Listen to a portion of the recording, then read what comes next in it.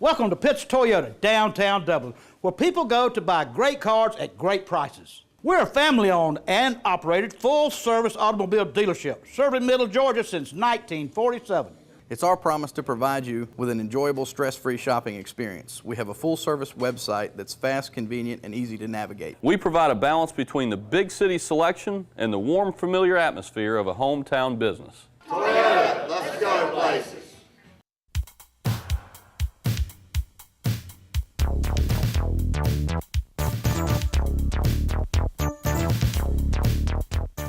Hello, ladies and gentlemen, and welcome to Real Talk here on TV 35. I'm your host, Pat Brock, and we are celebrating fathers. And we've got some great fathers in the studio with us, and we've got their adorable daughters as well. We're starting out the show here with Mr. Chris Hobbs. How are you, Chris? I'm good, thank you. Good to see you. Hi, Jenny. Hi, Emily. Hi.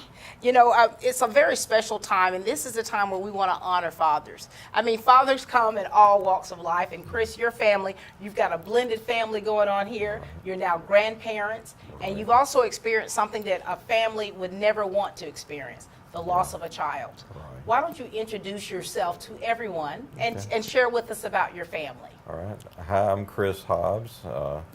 This is my daughter, Jenny and Emily, and we actually have another daughter, Hannah, that's our oldest daughter, and then we have Laura. They weren't able to be here today, but our family is blended, as you say, with my wife is actually from Columbia, Cali, Columbia, and her name is Suhini. And back in 2006, we were married, and that started the family where she had a daughter, Laura, and I had a daughter, Hannah. Mm-hmm. And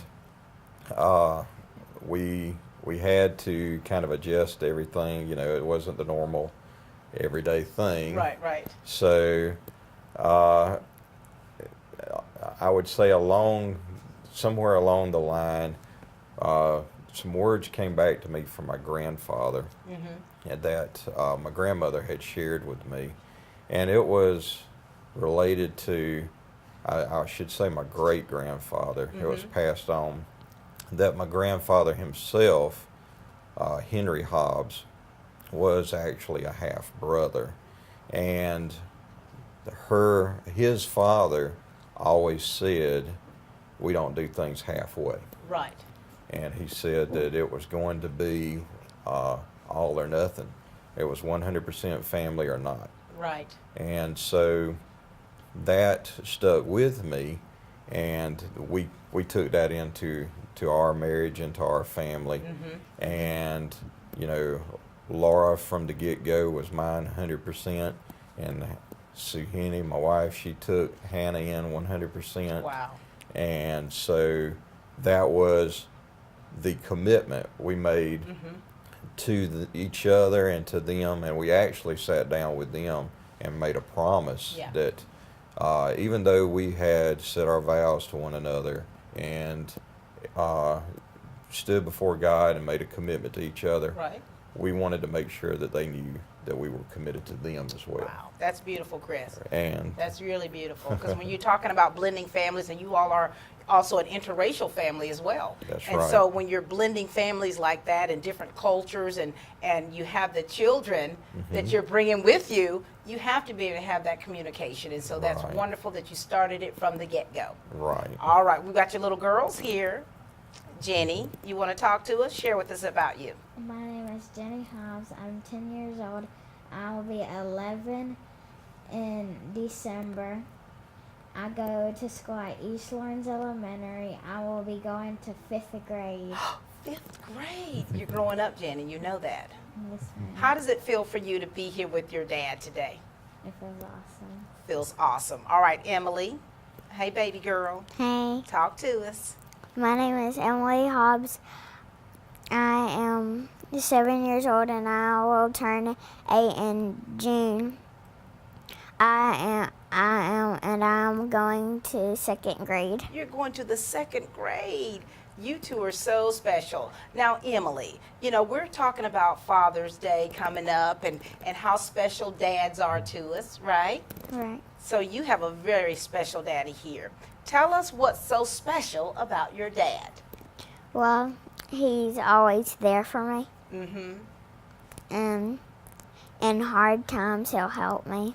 Really? You've been having some hard times, Emily. Yes, ma'am. Does he help you with your homework? Yes, ma'am. Very good. All right, Jenny, what makes this man right here that you're gripping hold to, what makes him so special? He's there when I need him the most. Wow. Wow.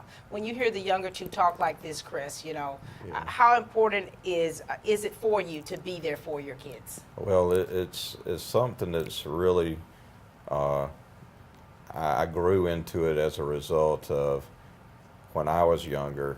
My dad was always traveling, and it was a deal where he wasn't always around as much as he wanted to be or where I wanted him to be.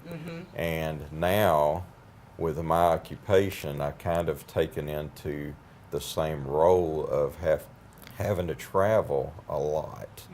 But I didn't want to get sucked into that absentee of the children, of our kids. And there's some things that we set in place, you know, the same commitment that we made with Laura and Hannah, we also wanted to make with them. Yes. And the whole group, you know, together. And so we did some things that, one thing in particular that we do that is really important to us is no matter where I am, and I travel the state of Georgia almost every week, but no matter where I'm at, we have prayer time together every night, the children, my wife, and so that's something that we want them to know that you know that Jesus is important to us, that he's your foundation. And we want them to know that as well. That's beautiful. And then another thing that we do is homework. The homework that they have, even though Daddy's not there to look at it, they'll take pictures with Mama's phone of their homework, and they'll send it to Daddy so Daddy can look at it. Spelling words, spelling tests. Check their work. And I'm looking at what they're doing, even from a hotel room. Daddy's still right there with them. Right there with them. Does that make you girls feel special? Yes, ma'am. All right. Now listen, sometimes when Dad's not there, it's kind of hard for you, you know, but when you're able to spend some time together, what do you like to do for fun with your dad? Jenny? Go bowling. Go bowling. Oh my goodness. Are you a good bowler? All right. Emily, what do you like to do for fun with your dad? Play dodgeball. Dodgeball. You got a good arm? You got a good throwing arm? Yes, ma'am. All right. Now, the things that your girls like to do with you and try to still make sure that that family is intact. And when you're sometimes away, it's great that you're still trying to keep that bond and still keep that connection with the kids. How is it for you with Laura being in college and Hannah being a mom herself? Right. Oh, it's a trying experience. I think that every father should have their daughters go off and go to college and go and get married. It's like Navy SEALs training for dads, I believe. That was very difficult letting go. Having those two, you know, they were the first two in the house. And to the point where we had to, I mean, the hardest thing I had to accept was they're growing up. And they're not my little girls anymore. And I guess in some sense of the word, or some sense of the way, these two kind of, you know, filled that gap that Daddy was having. Daddy's the one that was having the empty nest thing about to happen. And so these two kind of tag teamed and keep Daddy busy with that stuff. And, but it's still hard to see, you know, to see those two gone and growing up and everything. We're so proud of them. But, you know, just to know that they're out there and they're about to start, I mean, they're starting their own lives now. And so it's something that takes time getting used to. It really does. But look at you. You're doing it like a pro. Of course, we know that Laura's at University of Georgia studying. And Hannah, where's Hannah? Hannah lives close to Waynesboro, Georgia. And she's married to Colin Quick. and they have a little girl, Emerson. Emerson, how old is Yeah. Emerson? Emerson is less than a year old. Oh, wow. So she's still a little ball of fire. Yes. But I tell you what, she stole our hearts. I mean, right out the box. Very good. And we're just so excited about her. That's wonderful. All right, girls, now listen, we're going to let you say some final words, okay? We want you to look in that camera and say something to those little girls out there about, like some little girls aren't able to spend much time with their dad because of work or their dads are not in the home. So give a message to the little girls out there about what's important being able to spend time with your dads, okay? Emily, you ready? Yes, ma'am. Okay, go ahead. Well, your dad can be there for some hard times in your life. And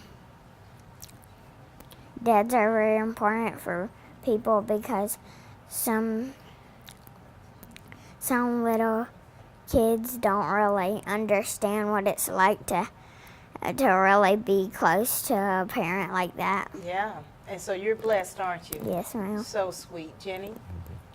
My daddy is my hero. Oh, wow. That's beautiful.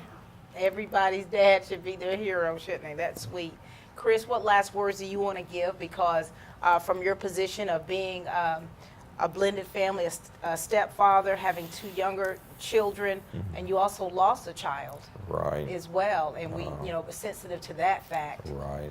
What message do you want to give to the fathers out there? Well, I can say this.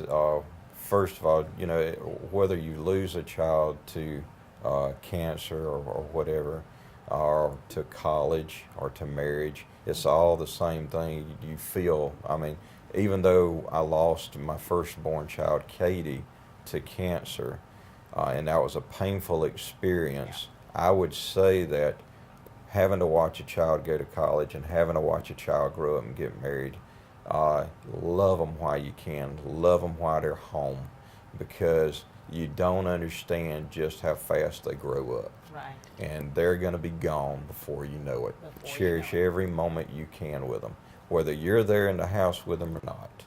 Cherish every moment you got with those kids, because they mean the world to you, and they're going to be the ones that become your shade trees, so to speak, and I'm saying they're the ones you leave behind for other people to enjoy, and they're what represents you when you're gone.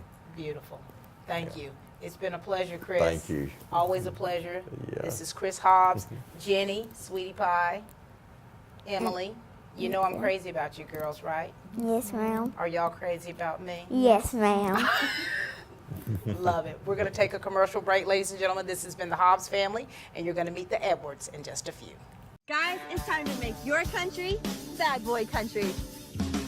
Bad Boy Mowers leads the zero-turn mower world with professional-grade power and performance, cut-quality perfection, and easy-ride innovations that can deliver a smooth ride all day, every day. In Bad Boy Country, we build them better in America to last a lifetime.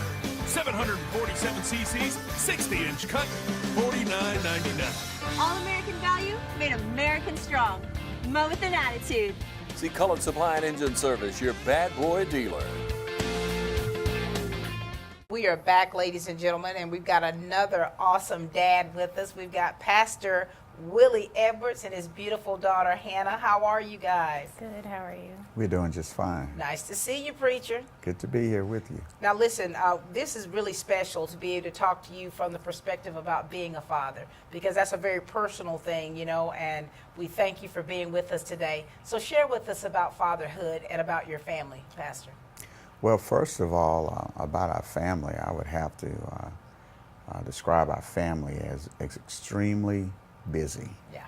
Extremely busy. I'm a pastor. I'm self-employed, as well as I work a full-time job.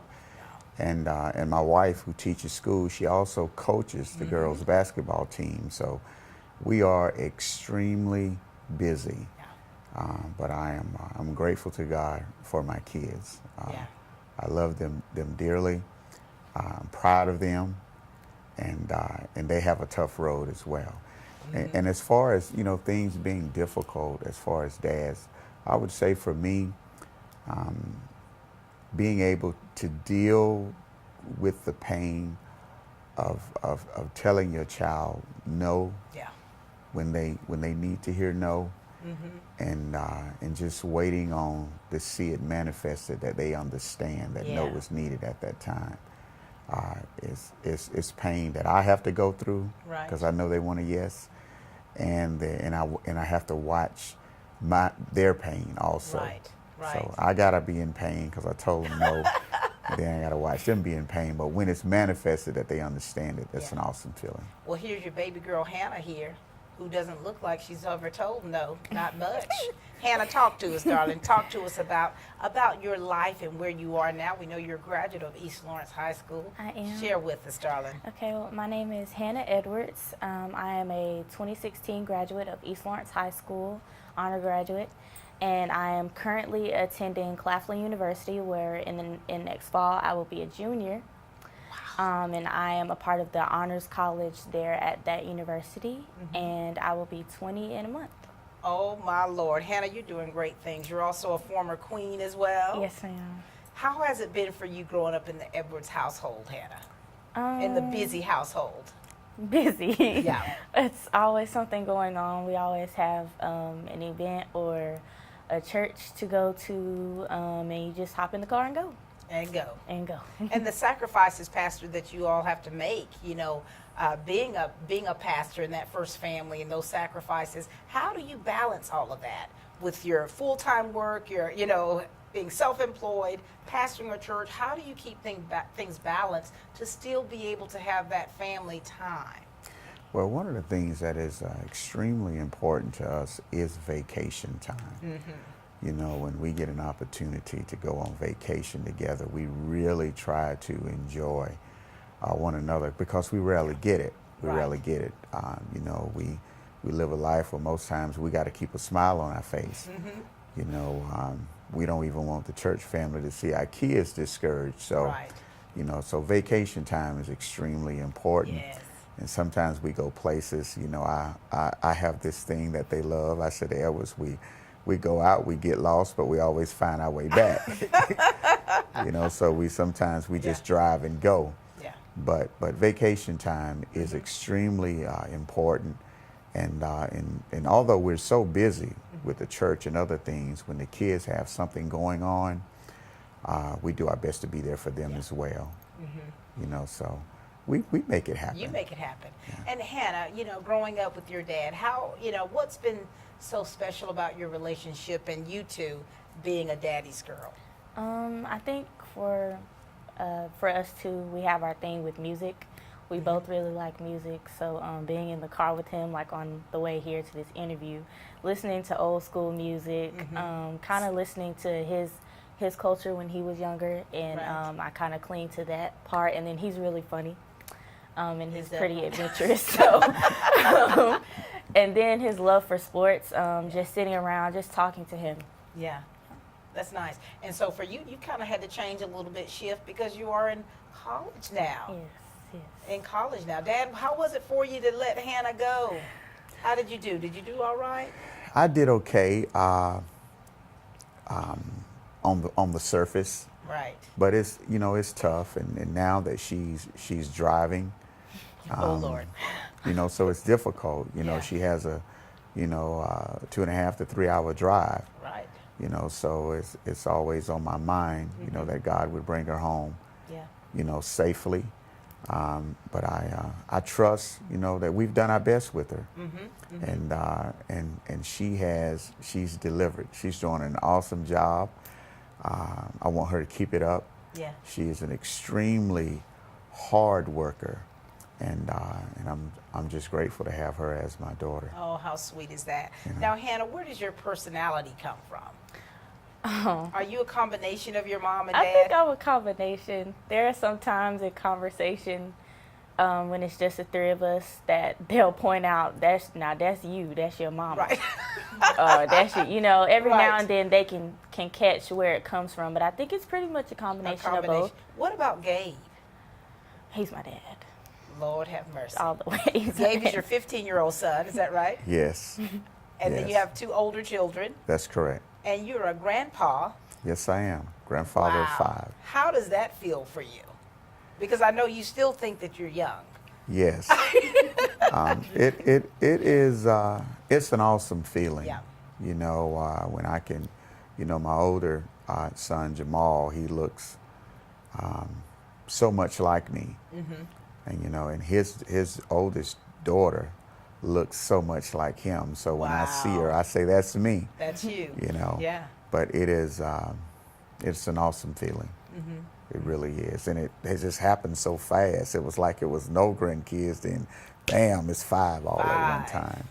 And you know, the value of family is so very important. And with you being a pastor of a church, the church is made up of families. That's correct. And so with your job being that shepherd, you have to ensure that your flock is well taken care of and that families are intact. And so we're going to share, we're going to have you share about that. We're going to take a commercial break and we'll be back. And we'll kind of do some closing things about, you know, what the Bible says about fatherhood and what you teach other fathers as well. And Hannah, we're going to share with you in a minute. All right, we'll be back in just a moment. Meadows Health is much more than a hospital. We're heart attack stoppers and fitness jump starters. We're cancer fighters and patient huggers. We're a surgery center and an up all night center. We're a devoted group of primary care and specialty physicians, all in one advanced, comprehensive, and close to home health system. Far more than a medical center, we're Meadows Health, and we're here for you in Vidalia. We are back, ladies and gentlemen, with Pastor Willie Edwards and his lovely college daughter, Hannah. You know, Pastor, when we went to the commercial break, we were talking about the fact that with you being a pastor and you have to lead so many other men. First off, where have you gotten your knowledge and about being a father, and who's been such an influence in your life to influence you the way they have for your fatherhood values that you have? Well, the greatest influence on my life is my former pastor who, you know, who passed away about a year ago. Just he was my father, you know, and he taught me that I need to be the priest of my home, that I need to lead my family, and that's what I teach men in our church. That you got to eat first God's word, right, and you got to make sure your family is eating what is right. You got to be the one that's willing to die, as Christ died for us. You're that Christ head in that family, and then you got that awesome responsibility of training those kids. You know, you got to understand that ultimately you're the one that God is holding accountable for your children being trained, and leave the rest up to the Lord. Amen. You know, in marriage counseling, I always tell the husband, you know, that when something goes wrong, you got to be the one to say, let's talk. Right. You got to be the one. You can't take that drive. You got to be the one that says, let's talk. And when you want to do something, if neither is right or wrong, then you be the one to give. You know, you be the first one to make that sacrifice. Right. You know, so far I believe that God is pleased with it. So I'm doing it according to His word, but we love it. That's we beautiful. Really do. Hannah, as you listen to your dad right now, and you know, as a preacher should practice exactly what they preach, and you see that in your dad. What is it? How does it make you feel when you hear your dad, when you hear him preach the Word of God, and how and when you see him interact with people the way that he does and does so well? For me, it's a really good feeling because he has a flock of people that looks up to him the way that I do, but in a spiritual way. So it's definitely enlightening to see how he has such a big influence on others, and how the way he has to carry himself in order to show them that they are able to live that life and to follow Christ. That's beautiful. And I can say this on a personal note, my family loves your family. And we absolutely love your dad. I mean, he is hilarious.